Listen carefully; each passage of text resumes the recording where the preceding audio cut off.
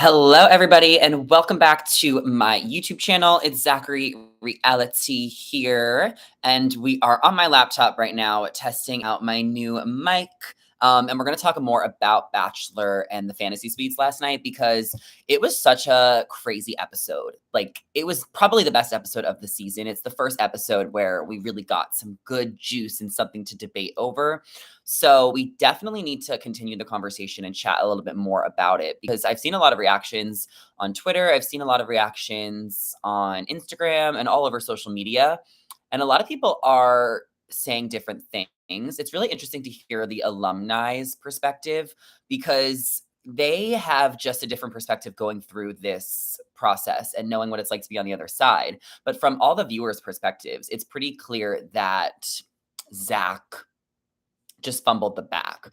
Like, literally, he said going into the week that he was not going to sleep with any of the women. That was his goal. That was his precedent. That was what he was setting. And he had 3 overnight dates. He had Ariel, he had Gabi, and he had Kaity. And he ended up keeping that promise with Ariel, who he told that to. And then the next day, he told Gabi that he wasn't planning on sleeping with any of them. And then he ended up sleeping with Gabi. Now, Ari Lyonday commented on Bachelor Data's post, something really interesting, but I don't think it applies to this, but it's still interesting. Ari says, plot twist, fantasy date order is edited to fit the narrative of the show. Actual order is rarely shown. Mine was different. Also, Bachelor cannot choose the order, which also seems pretty unfair. So Ari basically is saying that the Fantasy Suites order is not necessarily shown accurately always. Now, Ari wasn't there, so he might not know. It is possible that Zach's Fantasy Suites date order was accurate.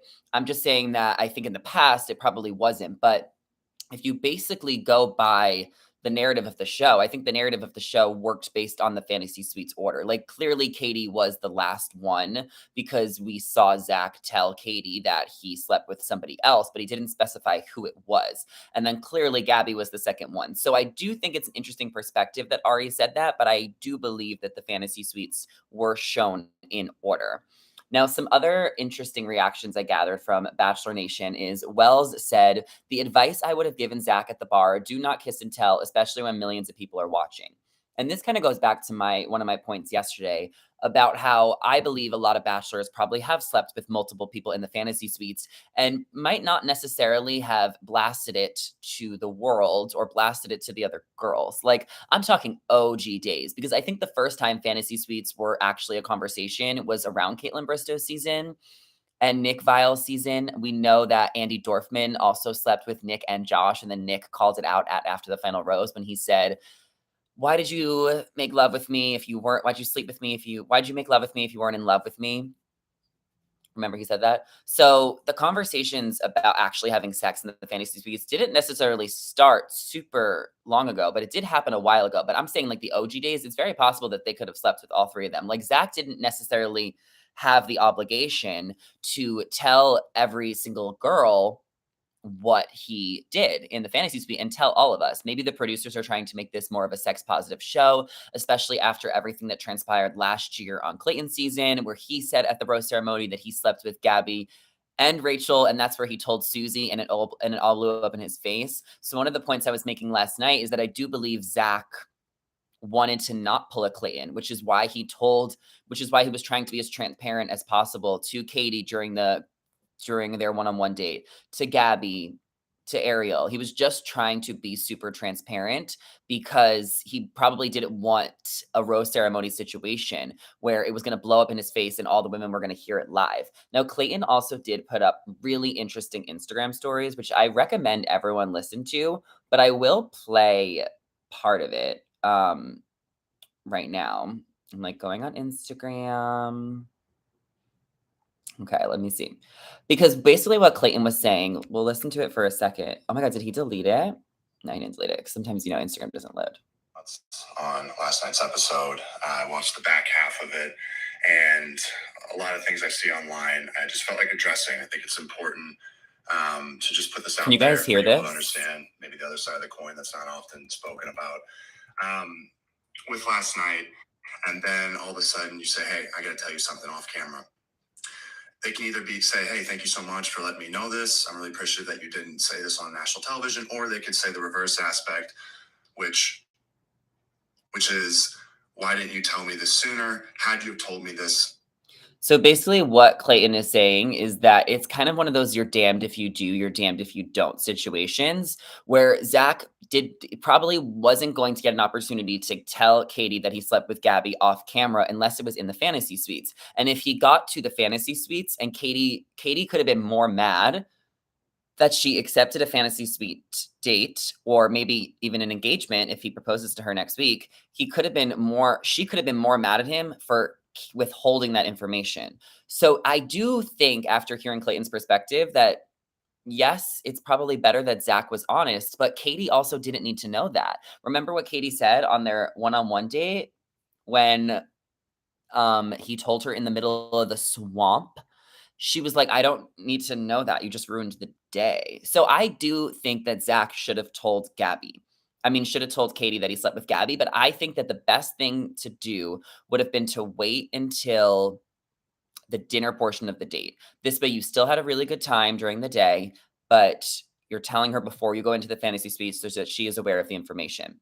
The other thing Zach should have done is just not put that expectation on himself that he wasn't going to sleep with any of the women. If he was going to put that expectation on himself, then he should have followed through with it. There's no, oh, we were both agreed in the moment. They both agreed, but it's still not fair to Ariel, right? And he just sent her home. And when he sent Ariel home, a lot of people are wondering, was Ariel aware that he ended up sleeping with Gabi?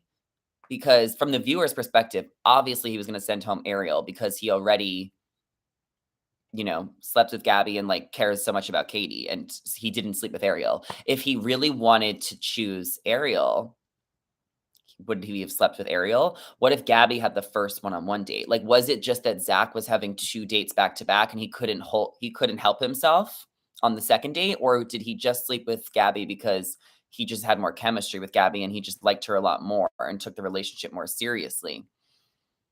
Or what, like I said, or was it just because Gabi got the second date, not because Ariel got the first date? What if Ariel got the second date? What if Gabi got the first date? Would he have slept with Ariel and not slept with Gabi? So Grocery Store Joe, he tweeted, "What Zach did with sex, I do every weekend with alcohol." And this is what follows my point, what I just said. Not drinking this weekend. Friday, I hold on. Saturday, I can't take it anymore. Give me a drink. Sunday, well, I drank yesterday and posted it all over my Instagram story. So F it. Let's go, baby. And now it's Sunday. So basically, it's one of those things where you're like, "Oh, I'm not gonna do this. I'm gonna be good this month. I'm gonna be good this month." This is what Grocery Joe is basically saying. And when it comes to drinking, "Oh, I'm not drinking this month. I'm not drinking this weekend." And then you not like, or if you're on a diet, you're like, "I'm not eating sweets this weekend. I'm not eating sweets." And then you just do it, right? So if that take makes me believe that he truly likes Kaity the most. And I think that when we saw Ariel go home at the rose ceremony, right, we still don't know if she is fully aware of everything. Hopefully she goes to after the final rose next week and is able to confront Zach and say her piece, justice for Ariel. But what we saw at the rose ceremony was Kaity telling Gabi, "I knew you were the one." Do you guys remember that? "I knew you were the only one." This moment was so riveting. Such good TV. So I don't think that Kaity ended up sleeping with Zach. How could you? Katie's like, all right, like you think you're gonna sleep with her and then sleep with me? No, you got to propose to me and then I'll sleep with you. So I don't think Katie's gonna sleep with Zach until they get engaged.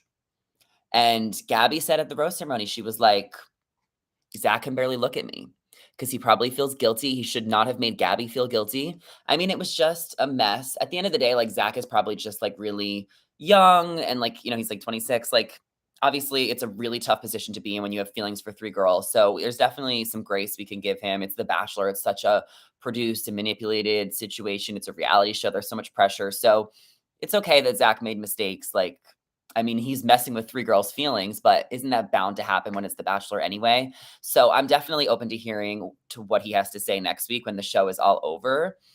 And I think that if he gets through this with Kaity, which I mean, I'm assuming he's going to, it will only make them stronger, right? Like when you go through a hardship as a couple, it usually bonds you together. And that's what happened with Clayton and Susie when they went through their hardship they bonded them together, but then it ultimately fizzled out and wasn't meant to be. So sometimes when you go through adversity with another person, like you bond together for that moment, but if it's not meant to be, it's not going to be meant to be. So I do think that Zach and Kaity will get through this, and I think it will make them stronger. I think he's going to dump Gabi next week.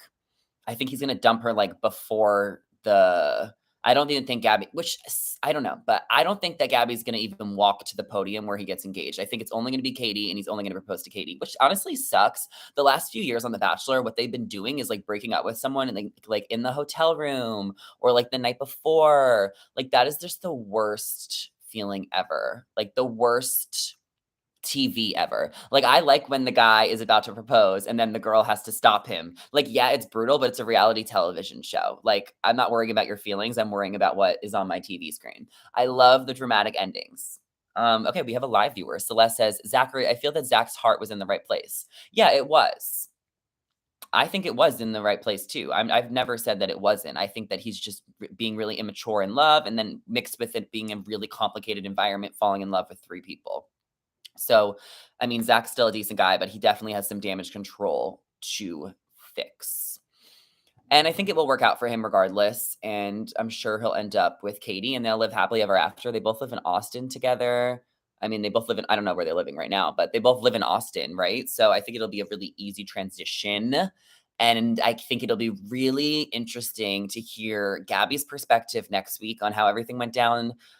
Zach's perspective, sure, of course. Katie's perspective and Ariel's perspective. Next week, they are going to meet Zach's family. And yeah, that's pretty much it. Those are just some last minute rants that I have on this last episode of The Bachelor and Fantasy Suites. So if I have any more thoughts, I will definitely be sure to put them on Twitter or TikTok. So you guys can go follow me at Zachary Reality on all platforms. And if you guys did watch this video, even if you missed the live, make sure to give it a thumbs up and comment down below your thoughts on last night's Fantasy Suites and your predictions and your take on how everything went down, and subscribe to my channel. And hopefully the audio sounds good. So I'm going to check it out, and then I might start live streaming on my couch. All right. See you guys later. Bye.